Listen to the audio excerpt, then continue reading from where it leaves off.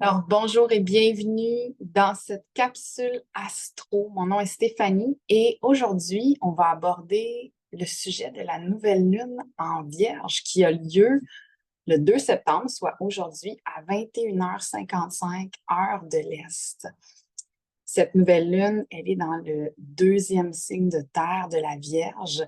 Et avant de plonger vraiment dans cette capsule astro, je veux simplement te remercier d'être là et te dire qu'à la fin, quand je vais avoir terminé de parler de cette nouvelle lune, je vais te faire une grande annonce en lien avec comment on peut co-créer cet automne, en lien justement avec l'astrologie et aussi avec le yoga, qui est mon premier amour. Donc, sans plus tarder, cette nouvelle lune ouvre le portail des éclipses. Donc, oui, il y a une autre saison des éclipses. Et ça, dans le fond, ça donne le coup d'envoi pour la prochaine pleine lune en Poisson qui va avoir lieu le 17 septembre prochain. La saison des éclipses, les saisons des éclipses en général parlent vraiment de réalignement sur notre chemin d'âme, sur notre chemin de vie. Puis c'est souvent un moment fort. C'est un moment qui est très intense parfois pour certaines personnes. En ce moment, la nouvelle lune en Vierge, elle est pertinente pour les personnes qui sont nées avec des planètes ou des angles dans des signes mutables. Je parle du Gémeaux, de la Vierge, du Sagittaire et du Poisson. Ça ne veut pas dire que les autres personnes ne sont pas impactées. On est toujours impacté. C'est intéressant d'aller voir justement dans le signe de la Vierge, dans notre bagage astral, dans notre thème astral, quelle maison se trouve dans ce signe et également quel placement on a, quelle planète on a, quel transit on a qui passe par là, qui active cette énergie-là. Dans tous les cas, on est impacté collectivement et individuellement. C'est inévitable. Donc, les personnes qui sont sensibles à tout ça vont avoir l'occasion d'explorer des nouvelles façons d'être de service, de servir. C'est un moment en ce moment pour revoir nos croyances en matière de santé, de bien-être et de vraiment venir redéfinir, définir son intention par rapport à notre vie quotidienne. Comment est-ce qu'on peut amener plus de conscience dans notre quotidien? Donc, la première thématique de cette nouvelle lune, c'est vraiment de redéfinir la santé. Qu'est-ce que c'est que la santé pour toi? Euh, et là, je fais une petite aparté. Hein. Les nouvelles lunes, ça marque le début d'un mois lunaire. C'est une énergie de nouveau départ, c'est une nouvelle énergie, c'est une opportunité de planter des graines nouvelles, de définir des nouvelles intentions, de préparer le terrain pour des projets nouveaux, où est-ce qu'on va venir mettre des efforts nouveaux. Hein. Euh, quand il y a une nouvelle lune, le soleil et la lune se rencontrent absolument au même degré du signe du zodiaque. Ça forme un angle zéro qu'on appelle techniquement une conjonction. Puis les conjonctions, ils contiennent de l'énergie instinctive qui porte vraiment le germe, les germes du potentiel humain, de ton potentiel à toi. Hein. On est rempli de potentiel, mais on est aussi rempli beaucoup de schémas, de limites, de blocages, de blessures qui font en sorte que notre potentiel n'est souvent pas exprimé à sa juste valeur. Donc, ce mois-ci, le Soleil et la Lune viennent unir leurs forces dans le signe de terre mutable de la Vierge. Et on commence le mois de septembre avec vraiment une énergie, oui, de la rentrée, mais une énergie de réévaluation, réévaluer nos habitudes, redéfinir c'est quoi la santé pour nous. On veut renouveler notre relation avec le travail et avec comment on est de service. Ça nous redonne ça nous rappelle en fait le pouvoir de nos actions et de nos décisions quotidiennes parce qu'on se souvient chaque fois que tu choisis, si tu le fais sur le pilote automatique comme tu l'as toujours fait, tu ne peux pas espérer que les choses changent. Si tu restes exactement là où tu es, en espérant changer, mais que tu ne changes pas tes actions, ça reste exactement pareil. Et ça, c'est the hard truth de l'énergie de la Vierge, qui est très cartésienne, qui est très carrée, qui est très comme slap in the face. C'est un peu ça, un peu beaucoup. Donc, dans le fond, cette nouvelle lune en Vierge nous demande d'être un petit peu plus sélectif quant à qu'est-ce qu'on consomme, aux énergies qui nous entourent et qui nous mettent au défi, de faire des choix conscients concernant la nourriture qu'on mange, tout ce que tu peux consommer, que ce soit n'importe quelle substance. Ça peut aussi être ce que tu consommes au niveau de ce que tu lis, de ce que tu regardes, de ce que tu écoutes, les podcasts, les balados, les émissions de télé, les séries, tout le streaming que tu peux faire en ligne, tous les réseaux sociaux que tu peux consommer aussi. Ce qui fait en sorte que ton temps passe. Hein? Ça parle aussi de tes habitudes de sommeil et de ton activité physique, de comment est-ce que tu bouges ton corps. Et en parlant de ça, je prends une petite gorgée pour délier ma gorge. Alors, la Vierge, le signe de la Vierge nous enseigne l'interdépendance de toutes les dimensions de la santé. Et c'est juste un friendly reminder que la vraie santé résulte du fait de nourrir notre âme, notre corps et notre esprit de façon harmonieuse. C'est la voie du centre, rien de plus. Le gros bon sens. La nouvelle lune en Vierge nous encourage à percevoir notre bien-être de manière holistique. Par holistique, j'entends alternatif. Tu peux croire en certaines choses et quand même adhérer à d'autres. Hein? C'est toi qui décides qu'est-ce qui est ta vérité au final. L'important, c'est de simplement reconnaître à cette période de l'année que chaque choix qu'on fait contribue ou diminue notre bien-être. On veut, dans la thématique de cette nouvelle lune, embrasser l'imperfection et cultiver l'autocompassion. Le signe de la Terre, les signes de Terre sont souvent un peu plus rigides. Hein? Puis dans la rigidité de la Vierge, il peut y avoir beaucoup d'autoflagellation, il peut y avoir beaucoup de, c'est ça, d'autoflagellation, d'un discours intérieur qui est peut-être vraiment oppressant, vraiment, tu sais, pas très souple. La Vierge vient après l'énergie du lion dans le zodiaque. Puis, dans l'énergie du lion, hein, on parle de l'énergie du lion qui, tu sais, fin juillet jusqu'à presque fin août, on a consciemment développé un sentiment de soi distinct. On a été amené à briller, à se mettre en avant-scène. Et là, on rentre plus dans une phase qui est axée sur l'humilité de l'ego. Le stade d'évolution de la Vierge correspond à la prise de conscience qu'on n'est pas le centre de l'univers. On peut reconnaître qu'est-ce qui est mieux, tant en nous-mêmes que dans nos réalités et simplement s'efforcer d'améliorer nos fonctionnements et notre efficacité. Ça, c'est vraiment clé dans la Vierge. C'est fonctionnement, méthodologie, organisation, structure, efficacité. Fait que pour toutes ces raisons, la nouvelle lune dans ce signe commence un cycle lunaire qui est vraiment basé sur l'humilité. On veut améliorer ce qui ne fonctionne pas de manière optimale. On veut rénover notre relation avec notre critique intérieure et notre perfectionniste intérieur. C'est une lunaison qui vient attirer notre attention sur la façon dont on se rapporte à notre désir de s'améliorer. Ça nous invite aussi à reconnaître les schémas d'autoflagellation, comme je parlais, d'autopunition, d'auto-accusation qu'on peut inconsciemment tenir en soi et toutes les façons déformées, inutiles qu'on a d'être en relation avec le travail, la santé et le service. Pendant le prochain mois lunaire, on va avoir l'occasion d'examiner les attentes qu'on s'impose et leur impact sur notre vie quotidienne. La nouvelle lune en Vierge vient attirer notre attention sur les façons subtiles dont le perfectionnisme et l'autocritique peuvent éroder notre sentiment de valeur, peuvent venir jouer sur vraiment le speech de je suis de la merde, je suis pas assez, j'en fais pas assez, je suis trop ci, trop cela, pas assez ceci, pas assez cela. Puis ça, ce discours-là, ça conduit à un stress inutile qui a un impact négatif sur notre bien-être. On se souvient de la santé comme thématique de front ce mois-ci.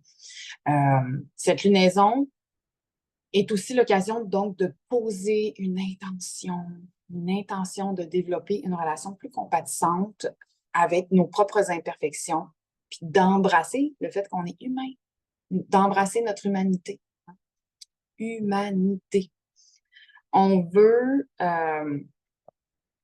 maintenant plongée dans quelques transits qui ont lieu en même temps que la nouvelle lune. Je pense, entre autres, à Saturne. Saturne qui nous invite euh, avec cette lune noire en Vierge, à restructurer notre engagement, nos engagements. Le Soleil et la Lune en Vierge s'opposent à Saturne, qui est rétrograde dans les énergies du Poisson, qui est l'opposé de la Vierge. Bon, déjà, ça fait beaucoup d'informations. Si tu n'es pas calé en astrologie, reste jusqu'à la fin parce que j'ai quelque chose qui s'en vient qui va peut-être pouvoir te permettre de mieux comprendre tout ce que je t'explique ici maintenant. Je vais essayer de faire ça simple. Les oppositions en astrologie, c'est des angles de 180 degrés. C'est des aspects de tension, de polarisation qui viennent activer deux signes complémentaires. Ça indique une tendance à osciller entre les extrêmes. Les extrêmes, autant de la Vierge que du Poisson. Je pense à la Vierge, justement, ultra rigide, ultra dure avec soi, qui se met beaucoup de pression, qui s'autoflagelle, qui veut faire beaucoup de choses pour tout le monde. Et le Poisson, qui s'abandonne dans une désillusion qui a plus tendance en basse vibration à flancher, à garder la tête sous l'eau, à consommer pour s'évader. Hein? On veut fuir la réalité à tout niveau, au niveau de l'énergie du Poisson. Donc, c'est la tension en ce moment avec Saturne qui crée ça.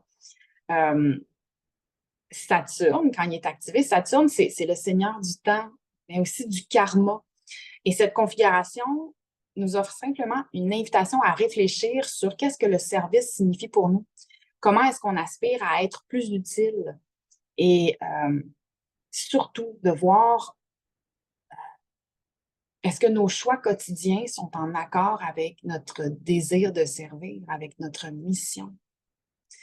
Ces alignements nous incitent à réfléchir à la question de savoir si le travail qu'on entreprend sert notre croissance et notre bien-être, si les sacrifices qu'on fait en valent la peine et la façon qu'on investit notre temps et notre énergie, est-ce que tout ça est conforme avec notre objectif à plus long terme? Est-ce qu'il y a un sens à tout ça? Donc, l'opposition entre Saturne et la nouvelle lune de la Vierge peut venir mettre en évidence tous les domaines dans lesquels on se sent limité, accablé par les responsabilités et les engagements. Saturne étant en mouvement rétrograde, ça vient mettre un spotlight sur ça. Ça nous pousse à revoir, à réévaluer, à redéfinir nos obligations, nos devoirs, ainsi que qu'est-ce qu'on souhaite construire à plus long terme. Comme Saturne est en Poisson, ça nous met aussi au défi de mûrir spirituellement. Puis cette nouvelle lune, elle vient nous exhorter. S'exhorter, là, ça veut vraiment dire comme, c'est genre, l'énergie se met à genoux devant nous, puis c'est comme, s'il te plaît, trouve l'harmonie entre la discipline et l'abandon, entre l'effort et la fluidité. Je passe maintenant à Jupiter. Jupiter, on le sait, c'est la planète qui est ruler of Sagittarius, donc très liée à l'énergie du Sagittaire, notre nomade, notre fier solitaire qui arbore les lunettes roses, de l'optimisme. Il y a une nouvelle lune actuellement qui est en carré à notre bel ami Jupiter. Et là, ça nous demande d'évaluer qu'est-ce qu'on peut gérer. Donc, un carré, c'est aussi un aspect de tension évident. C'est une tension évidente. Avec Jupiter qui, en ce moment, est en Gémeaux. Donc, signe d'air. On peut dire que cette nouvelle lune vient activer le carré Jupiter-Saturne en transit. C'est un transit qui a été actif pendant tout le mois et qui va continuer de l'être pour le reste de l'année. Donc, ce carré-là, Jupiter-Saturne, attire notre attention sur toutes les frictions entre nos grandes visions, nos idées, nos désirs d'expansion et la nécessité de ramener nos visions sur la Terre et de les manifester dans la réalité matérielle et spatio-temporelle. Je lisais hier dans un livre que j'aime beaucoup, qui est le dictionnaire des mots, des maladies, parce que j'ai mal à l'épaule. Puis ça parle vraiment de prendre ton énergie dans ton cœur, ton énergie créatrice, et de la redescendre dans tes mains, parce que c'est ce qui fait que tu peux créer les choses, de les rendre tangibles. Puis quand on n'arrive pas rendre possible nos désirs, nos souhaits, nos rêves, mais ça crée un blocage, ça crée de la résistance, ça crée de la colère, ça bloque dans le corps. Tout ça est lié, hein? Donc, en fait, ça vient mettre en évidence la danse continue entre la contraction et l'expansion. Puis ça nous offre aussi une opportunité de réfléchir à la manière dont on doit renforcer et mûrir en tant qu'humain afin d'avancer sur notre chemin et d'incarner la version de nous qu'on veut être, à laquelle on aspire. Donc, c'est aussi un red flag ou un spotlight sur tous les dangers de trop s'étendre, d'en faire trop, de trop s'engager, de surestimer qu'est-ce qu'on peut gérer. Ces alignements, en ce moment, nous invitent à être conscients de nos limites et réalistes quant à nos capacités. Ça vient souligner l'importance de bien prioriser et de se concentrer sur ce qui compte vraiment. Hein? It's not about doing a lot, it's about doing what is necessary. Fait que c'est qualité et non quantité. Je passe maintenant à Mercure carré Uranus et Mars carré Neptune. Ça fait beaucoup d'informations. Sache que cette capsule, tu pourras la réécouter en plusieurs temps si tu le souhaites. Mercure, qui est le dirigeant de la Vierge. Je te parlais tantôt que Jupiter est associé à Sagittaire. Mercure est connecté avec l'énergie de la Vierge. En ce moment, Mercure se trouve au dernier degré du Lion et s'approche d'un carré avec Uranus en Taureau. Mercure était en rétrograde tout le mois d'août. Il est redevenu direct à partir du 28 août. Et on est toujours dans l'ombre post-rétro. Ça veut dire que les premières semaines du mois de septembre vont quand même être, tu sais, on rembraye, mais c'est pas un char automatique. C'est comme une manuelle. Il faut y aller doucement. Donc, le mouvement de Mercure se remet en branle doucement. Et dans ce placement-là, ça vient ajouter une énergie dynamique, non conventionnelle, imprévisible. Le carré Mercure-Uranus va faciliter l'émergence d'idées nouvelles, innovantes. Ça nous incite à sortir des sentiers battus. Ça nous encourage aussi à remettre en question la façon dont on est habitué de penser et de percevoir la réalité. Autrement dit, tu peux, ce mois-ci, avec ce placement-là, tu peux changer ton mindset complètement. Tu peux changer ton regard sur comment tu penses par rapport à certaines choses dans ta vie. Donc, ce que ça fait, ça peut générer énormément de désorientation parce que Mars, qui est au dernier degré des Gémeaux et en carré à Neptune, rétrograde en Poisson, c'est l'énergie opposée de la Vierge. Je le disais tout à l'heure, la basse vibration du Poisson, c'est quoi? C'est le flou. C'est comme si tu avais la tête en dessous de l'eau. Ça veut dire quoi concrètement? Ça veut dire, c'est ça, sentiment de désorientation, de confusion par rapport à où est-ce qu'on s'en va, qu'est-ce qu'on désire, pour quelles raisons, pourquoi est-ce qu'on fait ce qu'on fait. Donc, l'alignement Mars-Neptune, en ce moment, c'est l'occasion de s'entraîner à exploiter le pouvoir du flux au lieu de se frayer un chemin à travers la vie et de passer du temps à ressentir qu'est-ce qui nous anime, ce qui nous motive et ce qu'on recherche réellement. Donc, on veut s'entraîner à exploiter le pouvoir du flux, le pouvoir du flow, j'ai envie de dire, parce que le flux, ça peut être bizarre comme mot. Donc, c'est ça. Là, je sors des transits, on va replonger un petit peu plus dans les dynamiques, là, les thématiques de la nouvelle lune, faire un genre de wrap-up de tout ça parce que je le sais que ça fait beaucoup d'énergie, mais profite de cette énergie de la Vierge qui vient aussi activer une certaine forme d'acuité mentale pour toi, peut-être. La nouvelle lune en Vierge nous rappelle le pouvoir des habitudes. On se souvient, la Terre, c'est les habitudes, c'est tout ce qui est routinier, c'est les rituels. La rentrée, c'est un bon moment pour revoir notre rapport à la routine et mettre en place peut-être des nouveaux rituels, changer un peu tout ça. Dans les jours et semaines à venir, on a l'occasion d'explorer des nouvelles façons de faire, des façons qui vont nous aider à nous ancrer, à se grounder et à nourrir notre corps, notre cœur, notre esprit, notre âme.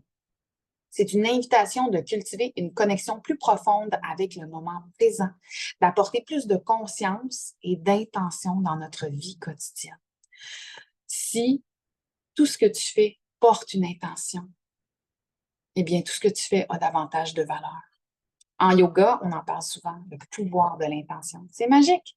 Donc, cette lunaison nous invite dans les semaines à venir à mettre ça vraiment de l'avant.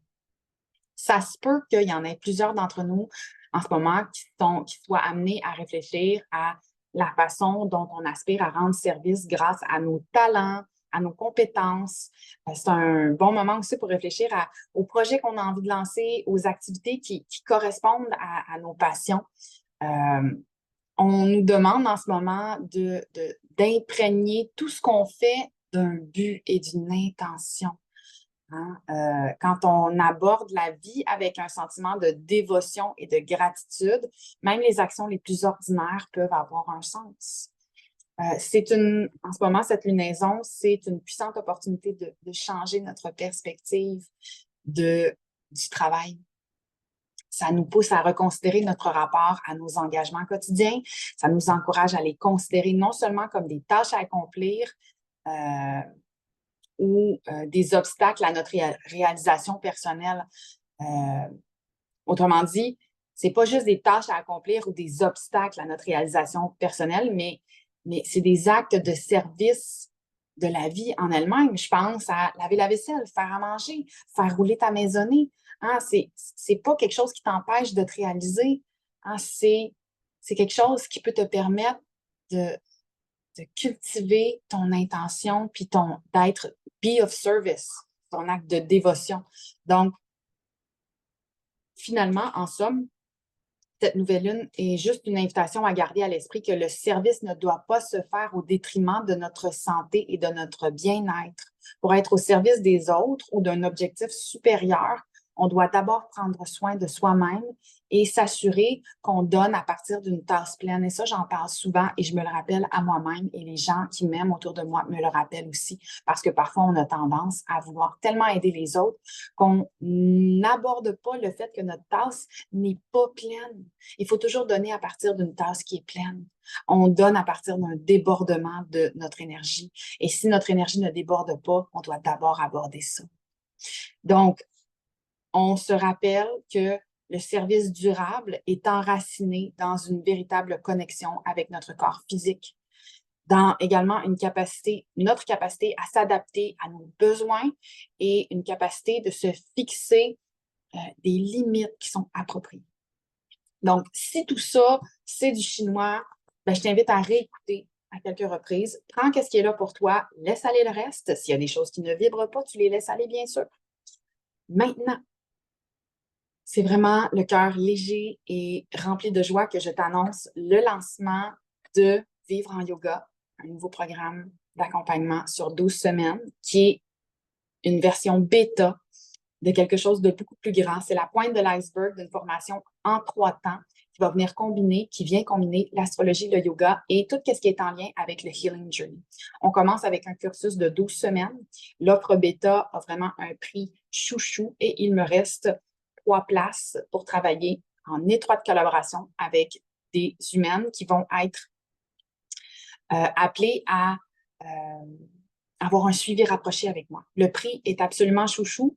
Je t'invite à me suivre sur les réseaux sociaux. Bientôt, je vais partager dans les stories les liens directs où tu vas pouvoir aller consulter les tarifs. Si tu as déjà des questions, des commentaires ou des feedbacks par rapport à ça, tu ne peux pas vraiment avoir de feedback parce que clairement, tu ne sais pas encore pleinement de quoi je parle, mais si tu es intrigué par ça, viens m'écrire. On va commencer probablement à la prochaine nouvelle lune. Les inscriptions ouvrent pour le mois de septembre. Comme je te dis, il me reste 3 places à prix d'août.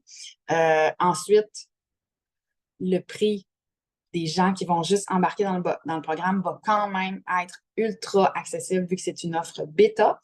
Et ça va pouvoir t'aider de comprendre l'astrologie. Pas juste d'apprendre, mais surtout de comprendre simplement, concrètement et de l'appliquer à ton quotidien en lien avec d'autres notions.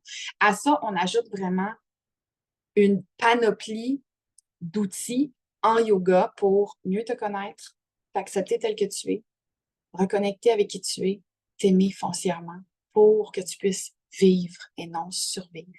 Hein? Parce que la survie, c'est terminé. Donc, voilà. Sur ce, si tu as aimé cette capsule, je t'invite à t'abonner à la chaîne. Je t'invite à press the like button and share avec toute ta communauté, tes amis, ta famille, ton chien, ce que tu veux. N'hésite pas à commenter la vidéo également. Tu peux aller lire dans la légende les autres façons qu'on peut co-créer ensemble. Et je te dis à très bientôt pour une prochaine capsule en énergie ou une prochaine séance de yoga. Magnifique journée à toi, magnifique lunaison à toi et bon mois de septembre.